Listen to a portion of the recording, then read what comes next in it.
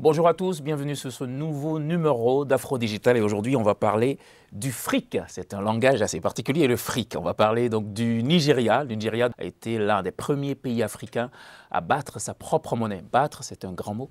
Battre sa propre monnaie numérique. Que l'e-Naira est devenue une réalité dans la plus grande puissance économique du continent et aujourd'hui, Roland, nous allons parler de crypto-monnaie, mais aussi de la monnaie numérique. Finalement, c'est deux choses différentes, c'est ça? C'est tout à fait deux choses différentes, ouais.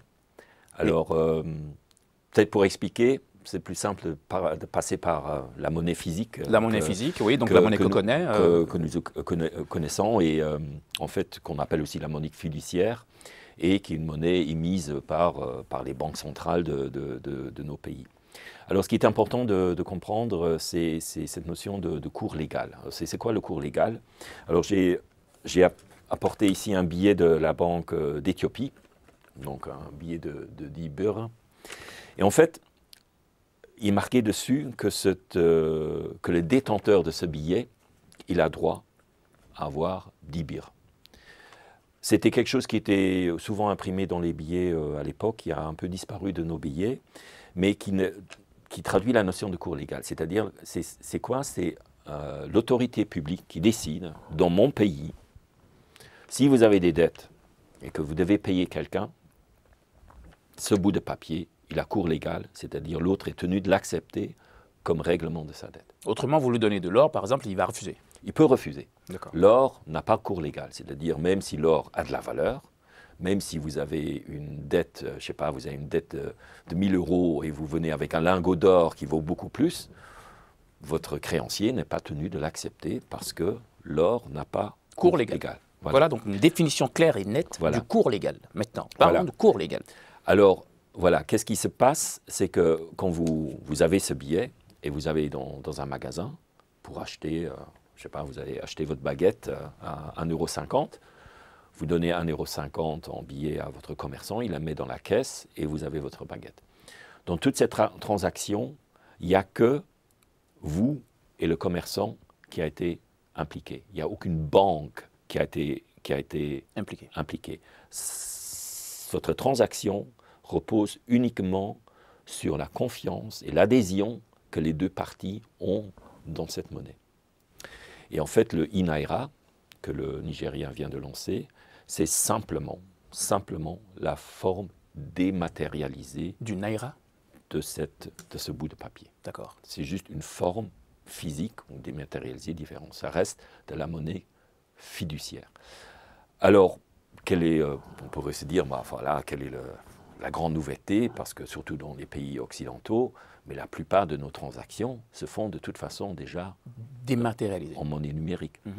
Et là, c'est très important de comprendre la différence entre une monnaie fiduciaire numérique et ce que nous on appelle chez nous la monnaie scripturale, c'est-à-dire la monnaie qui correspond à finalement des écritures dans des livres de comptes des banques.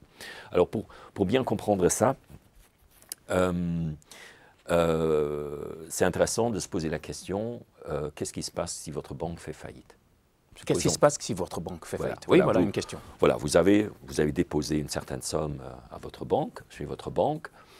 Vous avez des extraits de compte qui disent Monsieur Leeners dispose de 10 000 € sur son compte en banque et votre banque fait faillite. Qu'est-ce qui se passe? En fait, votre argent n'est pas garanti. C'est-à-dire, vous avez déposé l'argent auprès d'une banque. Ce n'est pas parce que vous avez un extrait de banque qui dit que vous avez 10 000 € que lorsque la banque fait faillite, vous avez encore ces 10 000 €. Il y a un certain pourcentage qui est garanti par l'État qui est derrière, mais finalement, vous vous trouvez face à une entreprise privée, une banque, qui a fait faillite. Vous lui avez déposé de l'argent, elle fait faillite. Ah ben, est-ce que vous allez récupérer votre argent? Pas sûr. Avec une monnaie numérique comme les e-Naira, et en fait le terme de ce type de monnaie, c'est une monnaie numérique de banque centrale, c'est un terme très précis, en fait c'est tout à fait différent.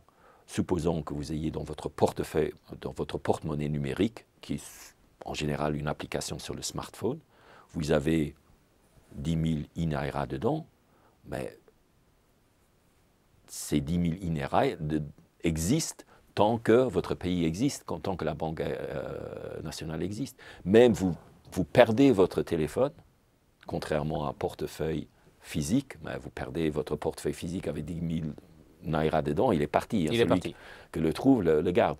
Par contre, ici, probablement, même votre téléphone, il est sécurisé via une copie quelque part numérique. Donc, vous avez vraiment un actif en main qui est disons, que personne ne peut vous voler en quelque sorte. Donc, c'est quelque chose qui est très différent de la monnaie scripturale numérique que nous connaissons dans nos échanges avec les banques commerciales. Et là, on est encore c'est encore différent de la crypto-monnaie, parce qu'on va revenir vers la crypto-monnaie. Puisqu'on parlait de e-Naira, et on est en train de voir un peu à quoi ça sert aujourd'hui, Voilà. et finalement, quelles sont les différences avec les monnaies, les autres monnaies, ce que vous venez de nous expliquer. Voilà, alors c'est assez intéressant, comme tu l'as dit dans ton introduction, le Nigeria est le premier grand pays à lancer une telle monnaie numérique de banque centrale. Alors, il y a certains grands pays qui travaillent dessus, mais plus en phase expérimentale. Par exemple, la Chine, et ça fait longtemps qu'ils travaillent dessus.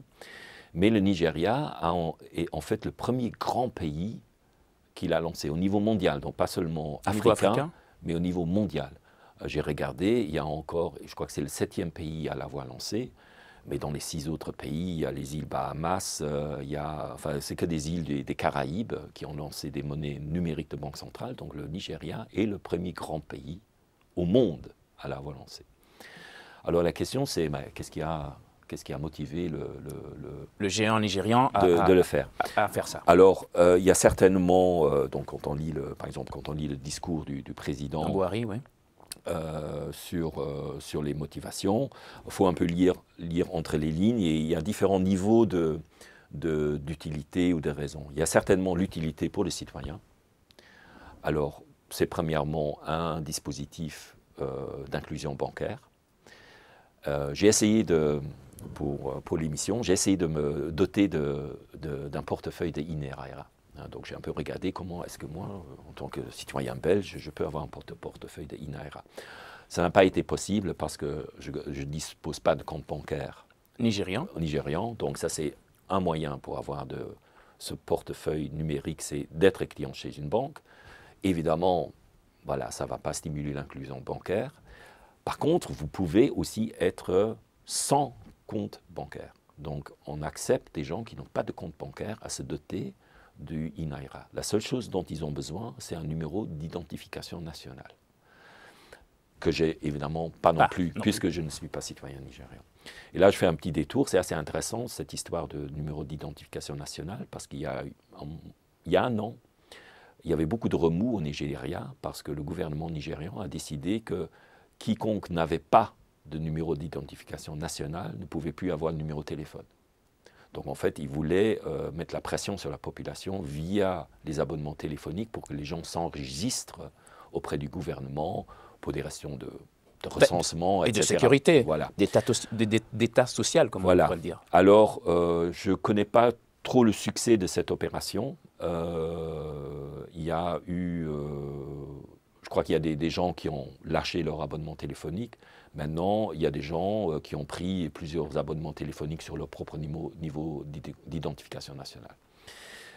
Tout ça pour dire qu'il y a quand même des contraintes pour le citoyen. Avant d'accéder à cette monnaie, il faut avoir soit un compte bancaire, soit être prêt à s'enregistrer pour ce numéro d'identification nationale.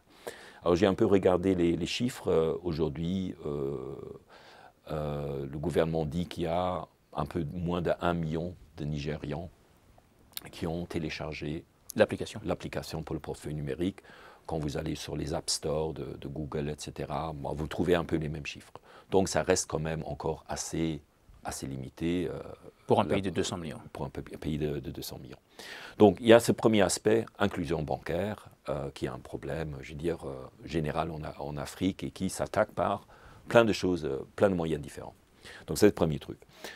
Deuxième aspect, c'est clairement le transfert de fonds par la diaspora nigériane. Il y a quand même, je crois, 17 millions de Nigérians qui vivent à l'étranger. À l'étranger.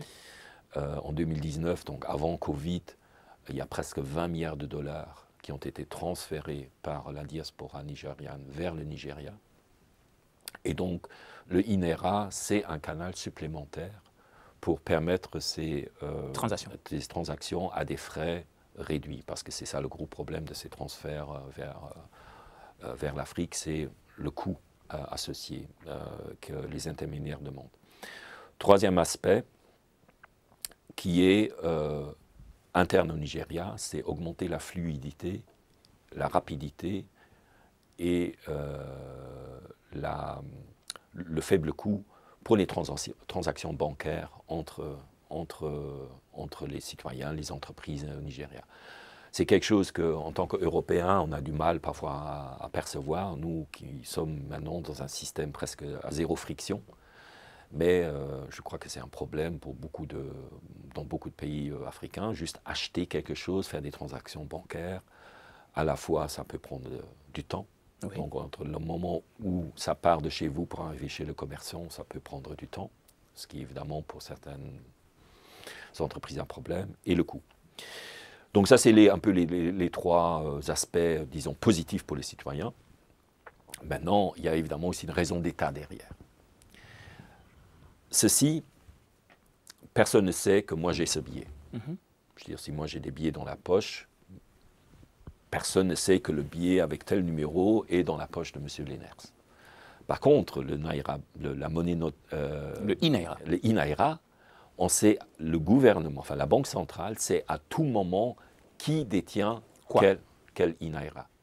Donc, il y a une transparence totale du citoyen par rapport à la possession d'argent, par rapport à l'autorité gouvernementale. Je ne vous coupe pas, mais est-ce que ce n'est déjà pas le cas avec nos comptes bancaires, par exemple?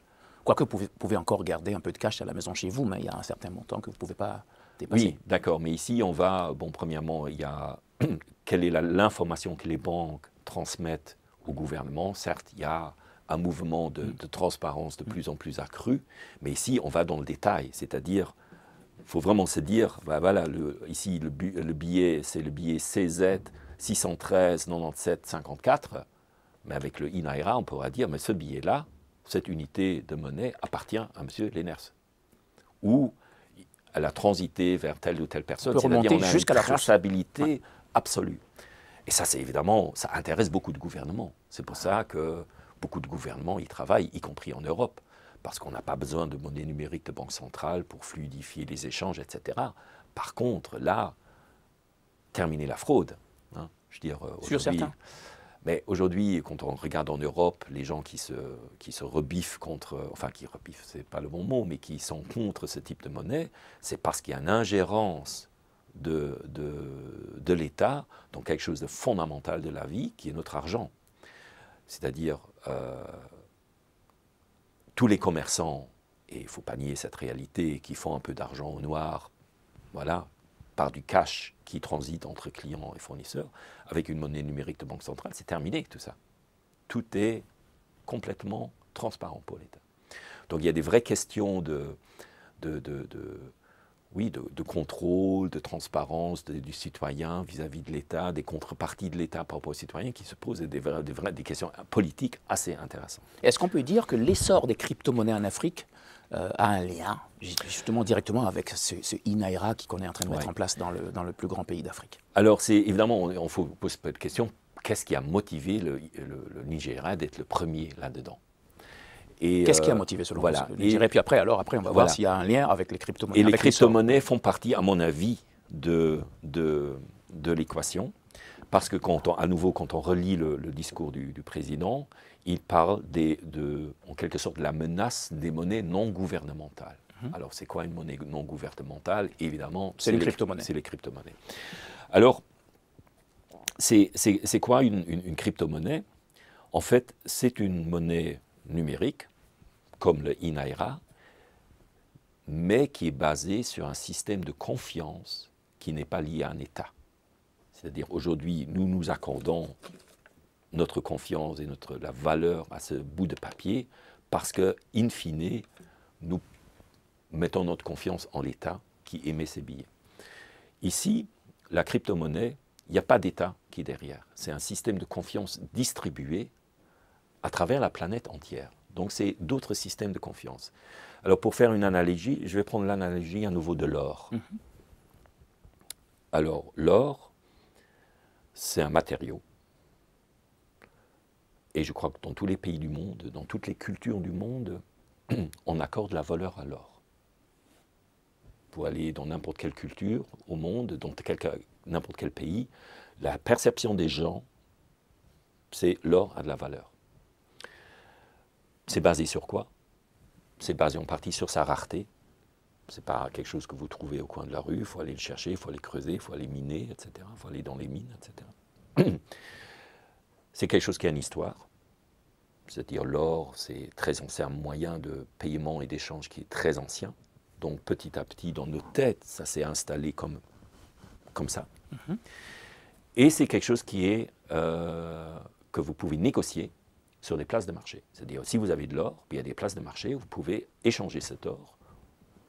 Contre d'autres biens et services. Et contre de la monnaie fiduciaire. Vous pouvez aller sur une bourse sur une place de marché de matériaux rares et dire, voilà, je vends, je sais pas, 300 kilos d'or et je reçois des euros en la place. Ah oui, aujourd'hui, en regardant, Voilà. j'ai d'ailleurs vu que le 18 carats en 1 gramme coûtait 21,30 € et quelques. Voilà.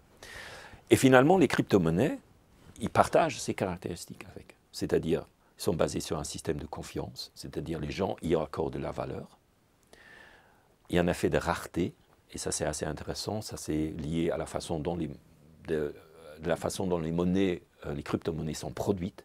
Il y a des systèmes informatiques assez sophistiqués derrière, mais plus on avance dans le volume des crypto-monnaies, plus les crypto-monnaies qui restent à produire deviennent rares à produire. Donc il y a même dans la terminologie, les crypto-monnaies utilisent ce concept de mine, c'est-à-dire on va extraire des crypto-monnaies comme on extrait de l'or d'une mine.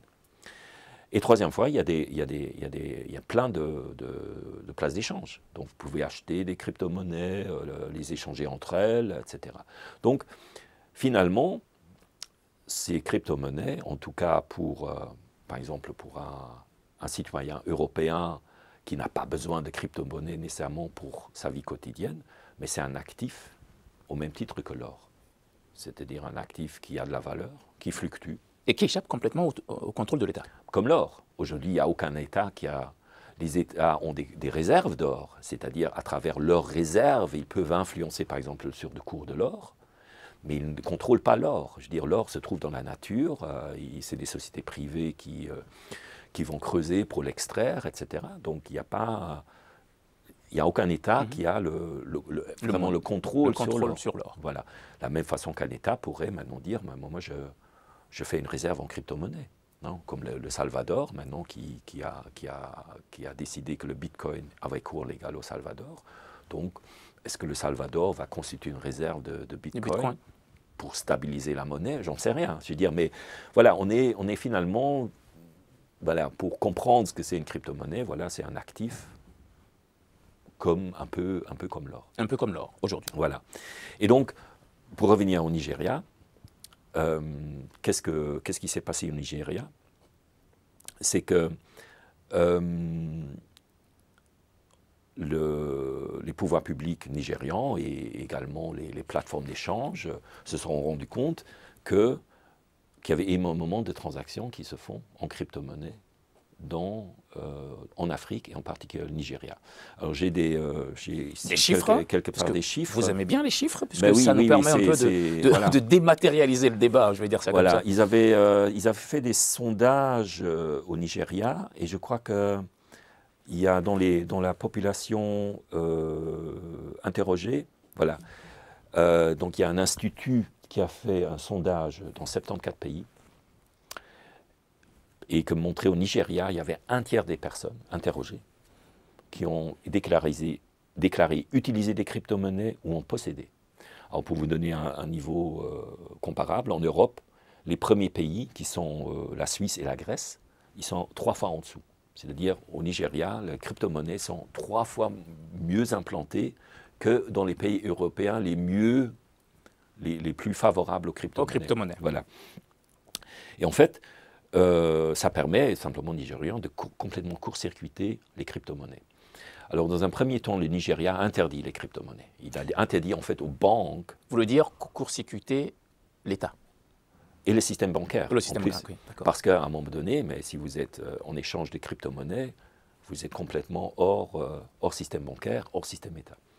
Alors qu'est-ce que le gouvernement nigérian fait dans un premier temps? En février 2021, la Banque centrale, donc celle qui a émis le INAIRA, a interdit aux banques d'accepter des transactions crypto-monnaies.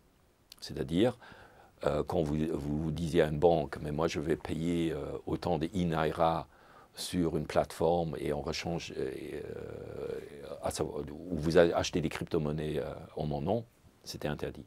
Alors le commerce est déplacé sur d'autres plateformes, sur des plateformes qu'on appelle les plateformes entre pairs, c'est-à-dire où des particuliers, en quelque sorte, négocient des crypto-monnaies entre eux.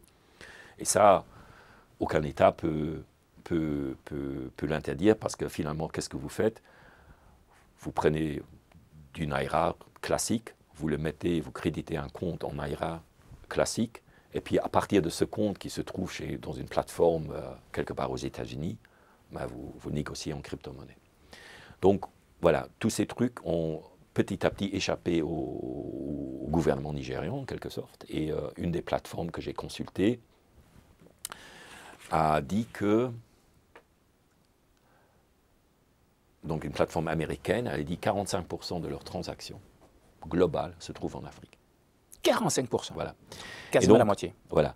Donc, je crois qu'en effet, les crypto-monnaies ont connu un essor important en Afrique. Et la première économie du continent ne pouvait pas ignorer ça.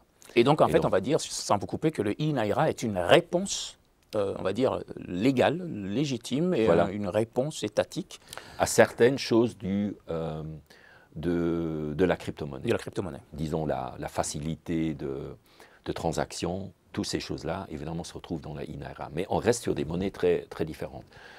Maintenant, je ne connais pas, par exemple, l'inflation ou la fluctuation monétaire du Naira, je n'ai pas regardé, mais vous prenez, par exemple, un pays comme le Zimbabwe, qui est en hyperinflation depuis 2007. Mais là, la monnaie du Zimbabwe connaît des fluctuations énormes, bien plus importantes que, par exemple, une crypto-monnaie. C'est-à-dire, pour le citoyen zimbabwe, en fait, le bitcoin ou peu importe quelle crypto-monnaie est plus stable que son propre argent. Et donc, les questions de fluctuation monétaire, finalement, les questions de confiance en l'État, ça, aucune monnaie nationale numérique ne pourra la résoudre. Parce que si vous n'avez pas confiance en votre État, mais l'État peut faire émettre toutes les monnaies qu'il veut, c'est le système de confiance, le système de gestion du pays, etc., qui est en cause. Et alors, les gens peuvent se reporter finalement sur une crypto-monnaie qui est finalement plus stable que leur propre monnaie. Alors ça, c'est le raisonnement à l'inverse. Quand ici en Europe, vous parlez à un banquier des crypto-monnaies, il va dire « Oh, le diable, c'est spéculatif, vous avez perdu tout votre argent, etc. » Parce que nous, on est habitués à une monnaie très stable, solide, voilà. Mais vous êtes dans un pays qui connaît une monnaie qui fait ça, vous regardez ça d'une autre façon. Vous dites, mais finalement, la crypto-monnaie, elle n'est pas plus volatile que ma propre monnaie. D'où on vous parlait maintenant de l'intérêt et des risques, justement, de cette crypto-monnaie pour à la fois les entreprises en Afrique, mais aussi les particuliers. C'est ce que vous venez d'expliquer, clairement. Oui, voilà. Donc, je crois que c'est un outil qui va se répandre et puis qui va faire partie de la panoplie économique qui est à notre disposition. Et les États vont réagir de manière différente en fonction des conditions locales qu'ils ont par rapport à ça. Connaissez-vous le franc CFA? Ça, évidemment, évidemment, il y a des gens maintenant qui combinent ces deux débats et disent, voilà, est-ce que les crypto-monnaies, ce n'est pas une façon, en quelque sorte, de miner, de saper le franc CFA, qui est, pour beaucoup, vu comme encore un instrument colonial. C'est un instrument colonial et de servitude volontaire, apparemment, parce que les pays africains qui sont affiliés, c'est en quelque sorte un peu... c'est le dernier lien qui permet toujours à la France de garder ce cordon ombilical pour toujours peser dans la balance, puisqu'il fut un temps, pas si loin que ça, je ne suis pas un expert du franc CFA ni de la question monétaire, Mais je pense que cette monnaie utilisée par plus d'une dizaine de pays en Afrique de l'Ouest et un peu moins en Afrique centrale n'est même pas interchangeable entre ces pays qui les utilisent. Je trouve ça spécialement aberrant pour ces populations qui sont confrontées. Donc par exemple, vous prenez le franc CFA du Sénégal, vous allez en Afrique centrale et vous allez par exemple au Cameroun, ben non. Vous ne pouvez pas l'utiliser directement, vous devez passer par l'euro d'abord, puisque le franc CFA est, mettons, enfin depuis toujours, depuis 74 ans, donc depuis 74 ans, arrimé à l'euro avec une parité fixe, ce qui est unique au monde. Alors, certes, quand vous creusez un peu la littérature, il y a en effet des gens qui lisent le débat, qui est ancien, hein, qui est un débat qui existe depuis les années, voilà, depuis que le franc CFA existe, et les crypto-monnaies. Depuis 74 ans. Voilà. En effet, il y a des gens qui lient l'avenir du franc CFA aussi à l'avenir des crypto-monnaies. Maintenant, personnellement, je crois que l'avenir du franc CFA va donc dépendre d'une dynamique interne au franc CFA. Et voilà, je crois que les changements qui sont en cours, surtout en Afrique de l'Ouest, dans le contexte de l'union économique et monétaire ouest-africaine, ouest-africaine et de l'introduction d'une monnaie liée à cette union, je crois que ça va probablement peser plus que les crypto-monnaies. Il ne faut pas oublier que dans cette union monétaire, donc il va introduire l'éco, est-ce que c'est juste un changement de nom? On n'en sait encore rien. Il faut quand même voir que dans cette union économique et monétaire, il y aura le Nigeria qui va compter pour, je crois, 2/3 du PIB de cette zone. Évidemment, le rapport de pouvoir va complètement changer. Et c'est intéressant que dans cette union monétaire, il y a le Nigeria qui vient de faire des expériences de monnaie numérique de banque centrale. Donc, je crois que ces courants-là vont peut-être être plus déterminants sur l'avenir, en tout cas du franc CFA de l'Afrique de l'Ouest, que maintenant ce qui se passe sur les crypto-monnaies. Mais c'est très difficile de démêler tous ces fils. Il y a des courants visibles, souterrains, etc., qui vont en tout cas faire qu'il y aura une évolution absolument fascinante sur ces sujets-là. Les prochaines années. Dans les économies comme l'Afrique ou comme le Salvador qui vient d'adopter le Bitcoin comme cours légal, qui est le premier pays à le faire. Et donc, je crois que ces innovations ne font pas venir des vieilles économies.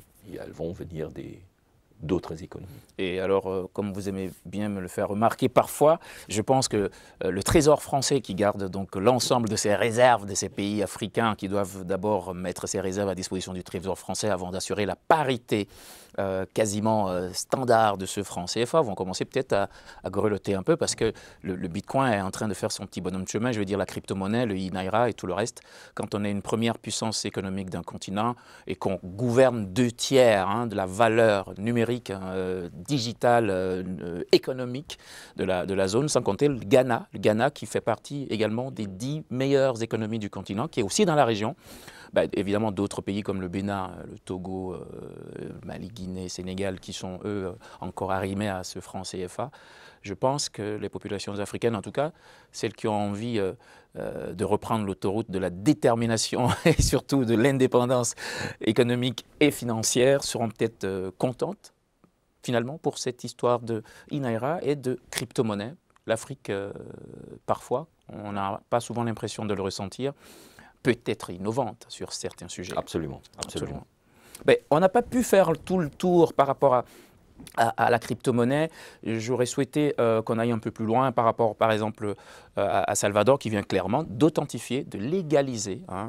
Et j'aimerais voir si d'autres pays dans cette région d'Amérique et des Caraïbes vont emboîter le pas. Peut-être que ça ferait peut-être office d'un prochain sujet. Mais en attendant, il y a déjà un sujet qui vous trottine dans la tête. C'est laquelle? Pour la prochaine fois, oui.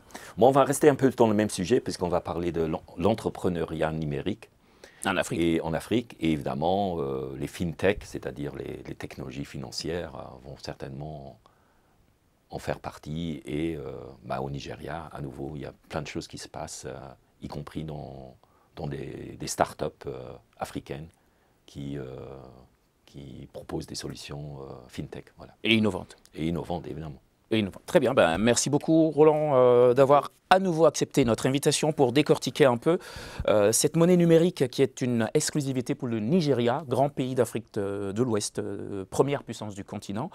Voilà, merci à tous de nous avoir suivis pour ce nouvel épisode d'Afro Digital. On parlera la prochaine fois toujours d'entrepreneuriat numérique sur le continent. N'hésitez pas à partager et surtout à liker nos publications et surtout portez-vous bien chez vous.